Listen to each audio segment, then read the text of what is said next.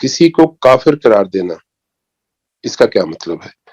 जब कि आज के दौर में हम इस बैठे हुए हैं, और इसमें एक खास तौर पे वाज़ेह कीजिएगा कि जो आम हमारे उलमाए कराम हैं, मुख्तलिफ मकातब फ़िक्र से वो बात करते हैं, वो मुख्तलिफ ग्रोहों की तकफ़ीर भी करते हैं। उनमें और जो उस्ताद हैं गामदी साहब, इनके जो मौक़िफ़ हैं दोनों के, इसमें क्या बुनियादी तौर पर क्या फ़र्क है? तो दोनों सवालों को अलग कर लेते हैं। पहले मैं इस पर अर्ज करता हूँ कि ताकि तकफीर को समझ जाए आप सब अहबाब कि तकफीर होती क्या है। पहले आप तकफीर को समझ लीजिए, उसके बाद जो उससे फर्दर क्वेश्चन अगर कोई पैदा होता है तो उसको देख लीजिएगा। तकफीर का मतलब है काफिर करार देना। तो काफिर करार देना, काफिर किसको कहेंगे पहले इसको समझ लें, उसी से फिर जो आगे लफ्ज तकफीर निकला है उससे आपको वाकिफ होना चाहिए। तो काफिर करार देने का क्या मतलब है, क्योंकि जब तक हम अल्फाज के मफहूम को नहीं समझते, एक लफ्ज होता है उसका लुग़वी मफहूम होता है, फिर वो इस्तिलाह बनता है। तो वो उसका इस्तिलाही मफहूम भी आपको आना चाहिए, उसका लुग़वी मफहूम भी आना चाहिए, और फिर उसका जो इतलाक है और इतलाक में यानी एप्लीकेशन है, और एप्लीकेशन में जो उलमा में इख्तलाफ हैं उनको भी समझ में आना चाहिए। तभी आप किसी बात को जान सकेंगे, समझ सकेंगे। तो पहले तो ये काफिर करार देने का मतलब क्या है। काफिर किसको कहते हैं? काफिर का लफ्जी मतलब होता है इनकार करने वाला। कुफर का मतलब होता है इनकार, और काफिर का मतलब होता है इनकार करने वाला। यानी इसमें जब लफ्ज की हद तक देखें तो इसका ताल्लुक किसी दीन या मजहब से नहीं है। ये लफ्ज का मतलब ये है इनकार करने वाला, किसी भी चीज का इनकार करने वाला। वो जिसका जो इनकार करने वाला होगा उसको काफिर कहेंगे। अब ये इस्तिलाह में कैसे आया? इस्तिलाह में ऐसे आया कि जिन लोगों ने अल्लाह के रसूलों का इनकार किया, अल्लाह के नबियों का इनकार किया, अल्लाह का इनकार किया, यानी उनकी नबूवत को, उनकी रिसालत को मानने से इनकार किया, तो कुरान मजीद ने, दीन ने उनके लिए कुफार की या काफिर की इस्तिलाह इस्तेमाल की।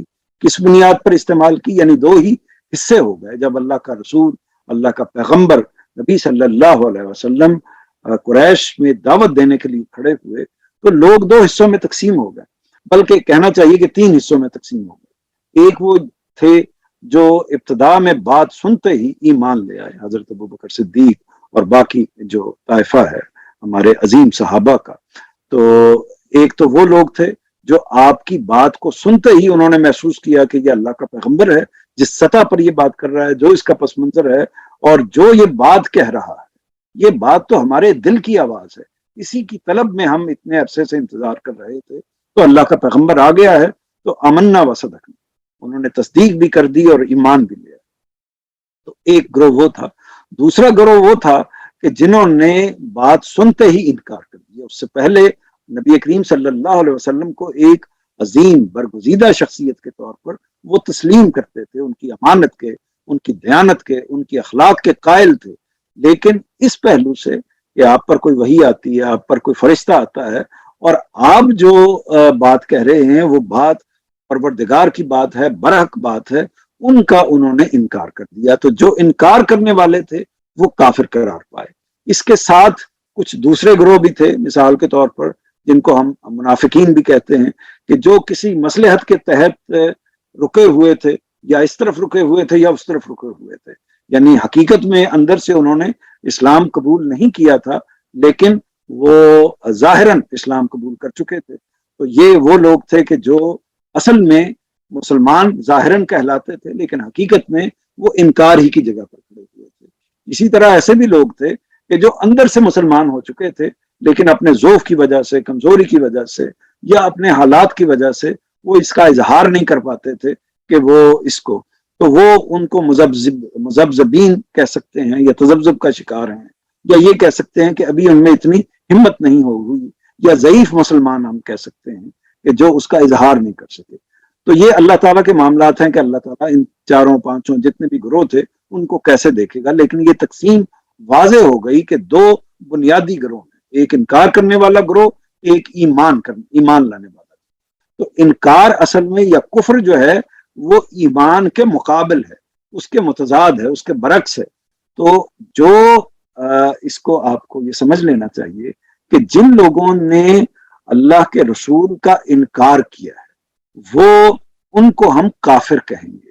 جن لوگوں نے دین کا انکار کیا ہے ان کو اصطلاح میں کافر کہیں گے.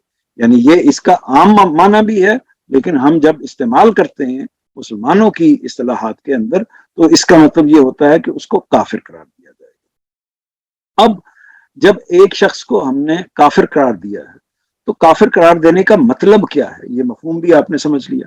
مطلب کیا ہے؟ مطلب یہ ہے کہ ہم یہ تسلیم کرتے ہیں. یہ بات بڑے غور سے سننے والی ہے کیونکہ اس میں اگلی اگر کوئی سوال کریں گے تو اس کی بیس ہے اس بات کے اندر. ہم یہ تسلیم کرتے ہیں کہ جب وہ کوئی شخص ایمان لاتا ہے، کسی چیز کو قبول کرتا ہے، کسی چیز کا اظہار کرتا ہے تو وہ صدق دل سے کرتا ہے، یعنی جانتے بوجھتے کرتا ہے، ورنہ اس کے ایمان کی کوئی حقیقت نہیں ہے. یعنی اس کو پتہ ہی نہیں کہ وہ اللہ پر کس اللہ پر ایمان لا رہا ہے، کس پیغمبر پر ایمان لا رہا ہے، اس کی اور اس کے نتائج کیا نکلیں گے، مستقبل میں کیا ہونے والا ہے، آخرت میں کیا ہونے والا ہے. ان ساری چیزوں کا اس کو کوئی پتہ نہیں ہے. بس والدین نے کہہ دیا کہ ایمان لے آؤ تو ایمان لے آیا، یا کسی بڑے نے کہہ دیا ایمان لے آؤ تو ایمان لے آیا. تو اس ایمان کی حیثیت اس جگہ کی نہیں ہے جس کو ہم حقیقی ایمان کہتے ہیں. اسی طرح تکفیر کی یا کفر کی جگہ پر بھی دیکھ لیں تو بعض تو ایسے لوگ ہیں جو جانتے بوجھتے سمجھ بوجھ کر تکفیر کی جگہ پر کھڑے ہوتے ہیں، اور بعض ایسے بھی ہوں گے کہ چونکہ والدین نے یہ کام کیا ہے تو لہٰذا ان کی رفاقت میں ہم بھی یہی کام کریں گے. تو یہ جو تکفیر ہے یا کفر قرار دینا ہے، یہ اصل میں ایمان لانا بھی اور انکار کرنا بھی اصل میں جب دین کے معاملے میں ہوتا ہے تو وہ اس وقت ہوتا ہے کہ جب وہ در حقیقت ہو، در اصل ہو، انفیکٹ ہو، تب وہ ہم اس کو کافر قرار دینا چاہیے. اس کو ایک حال کی مثال سے بھی دیکھیں. مثال کے طور پر آپ اپنے ملک کے اندر کسی کو مجرم قرار دیتے ہیں. جب مجرم قرار دیتے ہیں تو اس کا مطلب یہ ہے کہ اس نے اس جرم کو جانتے بوجھتے کیا ہونا چاہیے. لیکن اگر کسی شخص نے جان بوجھ کر وہ جرم نہیں کیا، اس سے قتل خطا ہو گیا ہے، تو کیا اس کی گردن مار دی جائے گی؟ جواب یہ ہے کہ نہیں. یعنی اس کو وہ قصاص کا قانون اس پر لاگو نہیں ہوگا. تو اسی طرح کسی نے جو نہ چاہتے ہوئے، جو اس کو معلوم ہی نہیں، تو وہ اسی کا نتیجہ کیا ہے؟ اس کا نتیجہ یہ نکلتا ہے کہ پوری دنیا کی انسانیت کی جو جتنے بھی قوانین بنتے ہیں، قانون سازی ہوتی ہے، اس میں نابالغ کے لیے سزا مقرر نہیں ہوتی کیونکہ وہ میچور نہیں ہے، وہ اس مسئلے کو جانتا ہی نہیں ہے. اسی طرح پاگل کے لیے یا جو دیوانہ ہے، مجنون ہے، جس کا دماغی توازن ٹھیک نہیں ہے، تو اس کے لیے بھی کوئی سزا نہیں ہوتی جو اس نے بڑے سے بڑا جرم بھی کر دیا ہو. اس کی وجہ یہ ہے کہ وہ اپنی اس ذہنی عقلی حالت میں موجود ہی نہیں ہے، اس نے جانتے بوجھتے کوئی اقدام نہیں کیا. تو ہم اسی بنیاد پر دین کا معاملہ بھی ہے. کفر کرنا اللہ کے رسول کے خلاف، پروردگار کے خلاف ایک جرم ہے. جس شخص نے یہ جرم کیا ہے تو جرم کا مطلب ہے کہ جانتے بوجھتے جرم کیا ہے. اسی جرم کو اصل میں ہمیں متعین کرنا چاہیے اور اسی کی بنیاد پر کسی کو کافر قرار دینا چاہیے. اب آگے اگر آپ اس کو واضح کرنا چاہیں گے تو میں بتاؤں گا کہ جانتے بوجھتے اگر جرم کیا جائے تو اس کی نوعیت کیا ہوتی ہے. لیکن میرا خیال ہے کہ بنیادی تعریف کے لحاظ سے امید ہے کہ آپ کے سامنے یہ بات واضح ہوگی. جی الحمدللہ، یہ بات آپ نے بالکل واضح کر دی. اس میں جو دوسرا پہلو تھا وہ یہ تھا کہ ظاہر ہے کہ اس وقت ظاہر ہے ہمارے جو معاشرے میں جو معاملات کیے جا رہے ہیں پبلک کے اندر، تو اس میں جو علماء کرام فرماتے ہیں اور اس کے ساتھ ایک طرف استاد غامدی صاحب کہتے ہیں، تو ان کے جو اس حوالے سے تکفیر کے حوالے سے جو موقف ہیں، ان میں کیا بنیادی فرق کیا ہے ان میں؟ یہ اسی سے آپ متصل کر لیجئے پچھلی بات سے اس بات کو. یہ ہے کہ ہم اس دنیا میں کسی کو مجرم قرار دیتے ہیں یا کسی پر کوئی الزام لگایا جاتا ہے کہ اس نے فلاں جرم کا ارتکاب کیا، اس پر الزام لگایا جاتا ہے. الزام عدالت میں جاتا ہے، عدالت اس کی تنقیح کر کے اس کو ثابت مانتی ہے یا ثابت نہیں مانتی. ثابت مانتی ہے تو وہ مجرم قرار پاتا ہے، اور ثابت نہیں مانتی تو اس کو بری کر دیا جاتا ہے، یعنی وہ اس کا مرتکب نہیں ہے. اس کے لیے کیا کرائٹیریا اختیار کیا جاتا ہے؟ اس کے لیے ہر زمانے میں اپنے اپنے طریقے ہوتے ہیں. مثال کے طور پر کسی نے قتل کیا ہے، کسی نے کسی کے ساتھ زیادتی کی ہے، ظلم کیا ہے، یا کسی کی چیز کو غصب کیا ہے، چوری کی ہے، ڈاکہ مارا ہے، تو اس طرح کے جتنے بھی جرائم ہیں تو وہ اس کو طے کرنے کے لیے کہ یہ اس کی حیثیت محض الزام کی ہے یا در حقیقت یہ واقعتاً یہ ایک جرم ہو گیا ہے، تو ملزم سے مجرم ثابت ہونے تک کا ایک مرحلہ ہے ہر جگہ پر، اور یہ انسان کی عقل کے اندر بھی موجود ہے، اور ہر جگہ پر انسان اس کو، اس کی دیانت، اس کا اخلاص اس کو تسلیم کرتا ہے۔ یعنی میرے اوپر اگر کوئی الزام لگا دے تو میں یہ چاہوں گا کہ اس کی تحقیق ہو، وہ جھوٹا الزام بھی ہو سکتا ہے، سچا بھی ہو سکتا ہے، لیکن ہر انسان یہ چاہے گا کہ اس دنیا کی عدالت کے اندر اس کی تحقیق ہو۔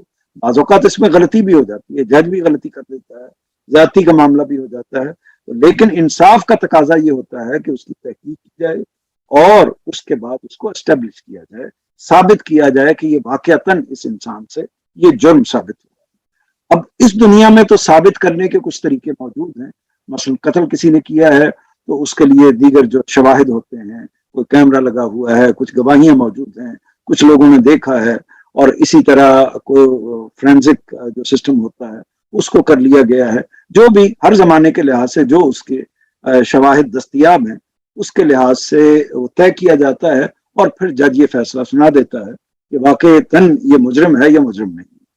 بعض اوقات ہوتا ہے یا نہیں ہوتا وہ معاملہ تو آگے کے ساتھ ہے، لیکن اس دنیا کے اندر اس پر سزا نافذ کر دی جاتی ہے۔ لیکن پھر نقطہ کیا ہے؟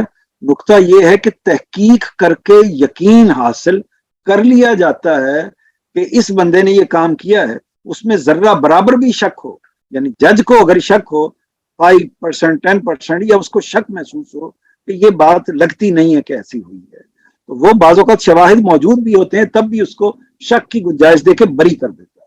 تو یہ اس دنیا کا معاملہ ہے۔ اب سوال یہ ہے کہ کسی شخص نے پروردگار کا یا اللہ کا انکار کیا ہے اور جانتے بوجھتے کیا ہے، تو دو چیزیں تو ضرور ہونی چاہیے۔ ایک چیز یہ ہونی چاہیے کہ اس تک اللہ کا دین بتمام و کمال پہنچا ہو، یعنی اس کو وہ پوری بات پہنچی ہوئی ہو، واقعتاً پہنچی ہوئی ہو، جس کا اس نے انکار کیا ہے۔ اس کو اگر بات ہی نہیں پہنچی تو وہ پھر جس چیز کا انکار کرے گا وہ تو اس بات کا انکار کرے گا جس تک وہ بات پہنچی ہے۔ مثال کے طور پر دین، میں صرف سمجھانے کے لیے بات کر رہا ہوں، دین کی ایک تعبیر ہے جو مثال کے طور پر اہل تصوف کرتے ہیں، تو اہل تصوف جو تعبیر کرتے ہیں ایک فرد کے نزدیک وہ صحیح ہو سکتی ہے، دوسرے کے نزدیک وہ غلط ہو سکتی ہے۔ تو دین کی جو تعبیر اس تک پہنچی، کیا وہ ہو دین کی تعبیر ہے یا دین کی تعبیر نہیں ہے؟ اس کا فیصلہ کون کرے گا؟ کیا میں یا آپ اس کا فیصلہ کر سکتے ہیں؟ بالکل نہیں کر سکتے۔ یعنی کیا ہم یہ طے کر سکتے ہیں کہ ان چار آرا میں سے یہ رائے پرفیکٹ ہے، حتمی طور پر ہے، اور یہی خدا کا فیصلہ ہے؟ یہ میں یا آپ یا 10 یا تمام لوگ طے نہیں کر سکتے۔ اور اگر طے بھی کریں گے، فرض کریں طے بھی کر لیں اور بات ہماری صحیح بھی ہو، تو دوسرا کیا ماننے کا ذمہ دار ہے، ماننے کا مکلف ہے؟ وہ یہ کہے گا کہ میں آپ ایک انسان ہیں، آپ پروردگار تو میرے سامنے نہیں آ گئے، کوئی فرشتہ تو آپ کے اوپر نہیں اترا، آپ پیغمبر تو نہیں ہے، آپ کی بات غلط ہو سکتی ہے۔ تو دوسرا اس کا ذمہ دار نہیں ہوتا کہ وہ آپ کی بات کو بے نہیں تسلیم کرے، چاہے وہ آپ کی بات برحق بھی ہو۔ تو لہٰذا یہ واقعہ، پہلی بات تو یہ ہے کہ یہ واقعہ طے ہی نہیں ہو پاتا کہ اس تک حقیقی دین جس کا اس نے انکار کر کے پھر مجرم قرار پانا ہے، وہ حقیقی دین پہنچا بھی ہے یا نہیں پہنچا، یا میری آپ کی یا مولانا مودودی صاحب کی یا کسی دوسرے عالم کی یا غامدی صاحب کی یا اصلاحی صاحب کی یا کسی اور عالم کی اس کے پاس تعبیر یا تفسیر پہنچی ہے جس کو وہ دین سمجھ رہا ہے، تو وہ کیا حقیقی دین اس تک پہنچا بھی ہے یا نہیں؟ ایک یہ میں نہیں طے کر سکتا۔ 100% پہنچ گیا اس کے لیے پوری، جس کو کہتے ہیں اتمام حجت ہو گیا، پوری طرح پہنچ گیا، یہ میں نہیں طے کر سکتا۔ اسی طرح یہ بھی میں نہیں طے کر سکتا کہ اگر اس کے پاس پہنچ گیا ہے تو اس نے سوچ سمجھ کر جانتے بوجھتے اس کا انکار کیا ہے، یعنی اس کو بھی میں نہیں طے کر سکتا۔ یا اگر وہ مثال کے طور پر ہمارے ہاں عام طور پر یہی ہوتا ہے کہ وہ تو اپنے آپ کو مسلمان کہہ رہا ہوتا ہے، لیکن ہم اس کے لیے یہ فیصلہ کر رہے ہوتے ہیں کہ یہ اس نے انکار کیا ہے لہٰذا یہ کافر ہے، تو ہم یہ فیصلہ کر رہے ہوتے ہیں، وہ نہیں اعتراف کر رہا ہوتا اپنے جرم کا۔ تو ہم درست ہیں یا وہ درست ہے؟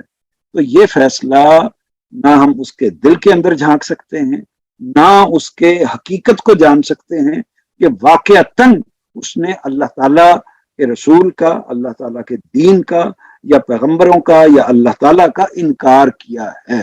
اس کو ہم متعین نہیں کر سکتے۔ جب کسی جرم کو ہم متعین ہی نہیں کر سکتے، طے ہی نہیں کر سکتے، تو سزا کس بنیاد پر دیں گے؟ ہم کافر، اس کو کس کافر کہنا ایک سزا ہے، اس کو دائرہ اسلام سے خارج کر دینا ایک سزا ہے، تو ہم کیسے اس کے لیے یہ سزا نافذ کر سکتے ہیں جب تک ہم اس کو حتمی طور پر طے نہیں کر سکتے؟ تو اب سوال یہ پیدا ہوتا ہے کہ پیغمبر کیسے یہ طے کر لیتا ہے؟ پیغمبر خود نہیں طے کرتا، یہ واضح رکھیے کہ پیغمبر اپنی جانب سے اس کو طے نہیں کرتے، بلکہ اللہ بتاتے ہیں کہ اب یہ جو لوگ ہیں، یہ اس وقت جو سامنے کھڑے ہوئے ہیں، یہ میں آپ کو بتا رہا ہوں کیونکہ میں ان کے دلوں کے اندر جانتا ہوں، دلوں کے اندر جھانک سکتا ہوں، میں ان کے دماغوں کے اندر جھانک سکتا ہوں، آپ نہیں جھانک سکتے۔